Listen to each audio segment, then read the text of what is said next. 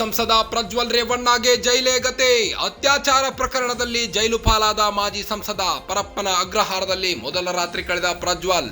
ನಿನ್ನೆ ಸಂಜೆ 4:50 ಹೊತ್ತಿಗೆ ಪರಪ್ಪನ ಅಗ್ರಹಾರಕ್ಕೆ ಪ್ರಜ್ವಲ್ ಎಂಟ್ರಿ. ಪ್ರಜ್ವಲ್ ತಂದೆ ರೇವಣ್ಣ ಜೈಲಿಗೆ ಬರಬೇಕಾದ್ರೂ ಆಲ್ಮೋಸ್ಟ್ ಇದೇ ಟೈಮ್. ಜೈಲಿಗೆ ಎಂಟ್ರಿ ಕೊಡಬೇಕಾದ್ರೆ ಸ್ವಲ್ಪ ಬಳಲಿದ ಹಾಗೆ ಕಂಡು ಬಂದ ಪ್ರಜ್ವಲ್ ರೇವಣ್ಣ ವಿಚಾರಣಾಧೀನ ಸಂಖ್ಯೆ 5664.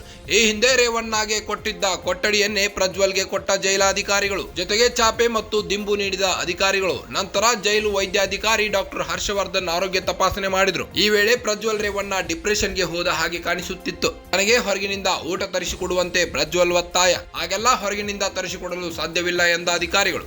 ಈ ವೇಳೆ ಪ್ರಜ್ವಲ್ ಭೇಟಿಗೆ ಬಂದ ಅವರ ವಕೀಲರ ಬಳಿ ಮನೆಯಿಂದ ಊಟ ತರಿಸಿಕೊಡಲು ಮನವಿ ಮಾಡಿದ ಪ್ರಜ್ವಲ್ ಪರ ವಕೀಲರು ಶೀಘ್ರವೇ ಅನುಮತಿ ಕೊಡಿಸುವುದಾಗಿ ಭರವಸೆ. ಜೈಲಿನಲ್ಲಿರೋ ಪ್ರಜ್ವಲ್ಗೆ ಕ್ಷಣಕ್ಕೂ ಆತಂಕದ ವಾತಾವರಣ.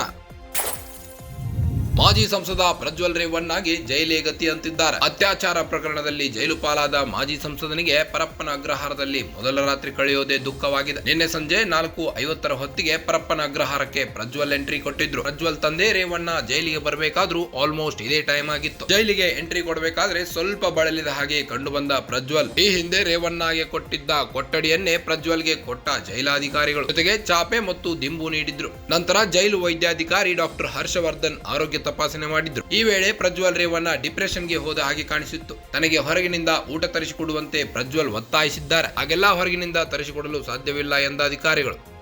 ಈ ವೇಳೆ ವಕೀಲರು ಪ್ರಜ್ವಲ್ ಭೇಟಿಗೆ ಬಂದಿದ್ರು.